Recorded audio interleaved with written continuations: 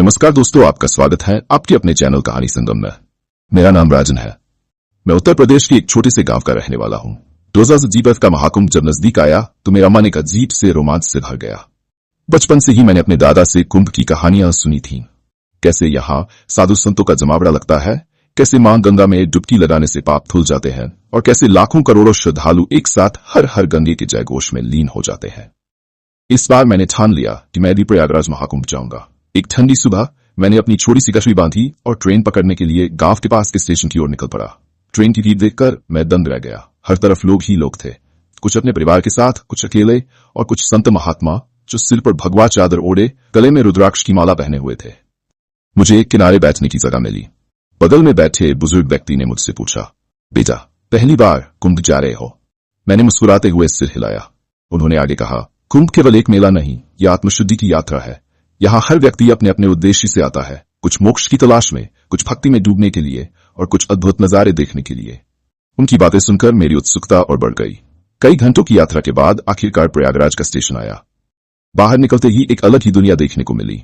चारों तरफ भगवा ध्वज लहरा रहे थे, साधु संतों की टोलियां भजन कीर्तन कर रही थीं और श्रद्धालुओं की भीड़ अद्भुत उत्साह से भरी हुई थी।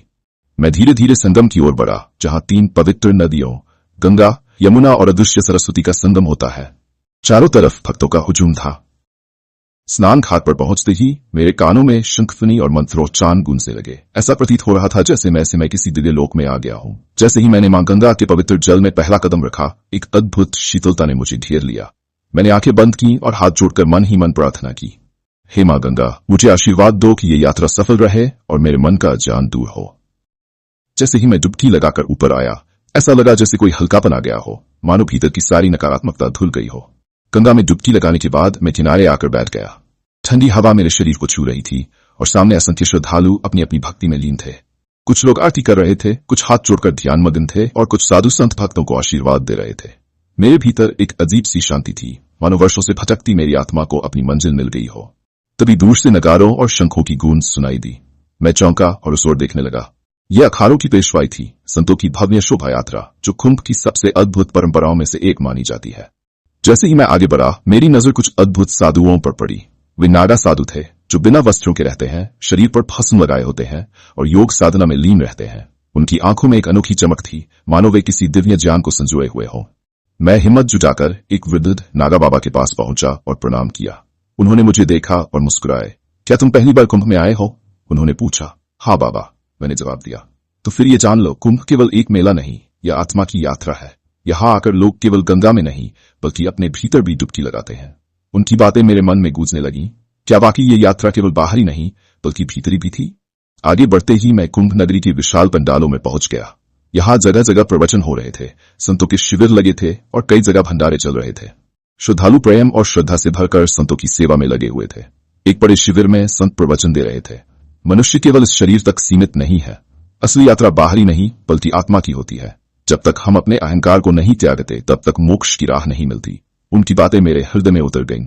मैंने महसूस किया कि कुंभ केवल आस्था का संगम नहीं बल्कि एक गहरा आध्यात्मिक अनुभव है। शाम होने लगी थी और पूरे कुंभ नगरी में दीप जलने लगे थे। मां गंगा की आरती की तैयारियां हो रही थीं। मैं धीरे धीरे घाट की ओर बढ़ा, जहां इस भव्य दृश्य को देखने का सौभाग्य मिलने वाला था। शाम गिर चुकी थी। संगम के घाटों पर असंख्य दीप जल चुके थे और पूरा वातावरण मंत्रोच्चार, घंटियों और शंखों की ध्वनि से गूंज रहा था। मैं भीड़ के बीच धीरे धीरे आगे बढ़ा और एक किनारे खड़े होकर आरती देखने लगा। जैसे ही पुजारियों ने बड़े बड़े दीपक उठाए और आरती की शुरुआत हुई, चारों ओर हर हर गंगे और जय मां गंगे के जयघोष गूंज उठे। अग्नि की लपटें जब हवा में लहराती तो उनके प्रतिबिंब गंगा के जल में नृत्य करने लगते। ऐसा प्रतीत हो रहा था जैसे स्वयं मां गंगा इस आरती को स्वीकार कर रही हो। मेरी आंखें श्रद्धा से भीग गईं। यह दृश्य शब्दों से परे था। एक अलौकिक ऊर्जा पूरे वातावरण में व्याप्त थी। ऐसा लग रहा था जैसे यहाँ आकर जीवन के सारे दुख और कष्ट क्षण भर के लिए विलीन हो गए हों। आरती के बाद मैं घाट से थोड़ा हटकर शांत स्थान पर बैठ गया। तभी मेरी नजर एक वृद्ध साधु पर पड़ी, जो अकेले एक पेड़ के नीचे ध्यानमग्न बैठे थे।